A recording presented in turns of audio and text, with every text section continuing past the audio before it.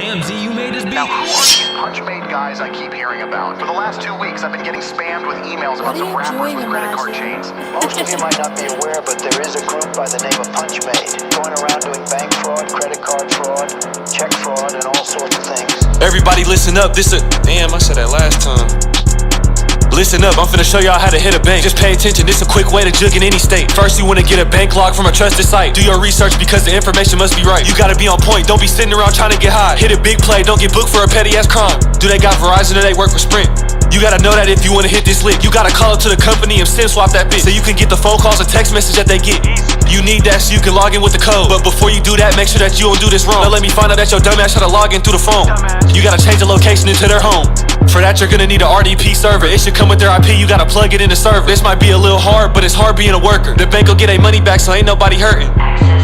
You just got in the account. Don't be getting too excited when you see the first amount, cause there's a certain way you gotta wire all the money out. Don't be fucking up the player, you gon' sit there down and out.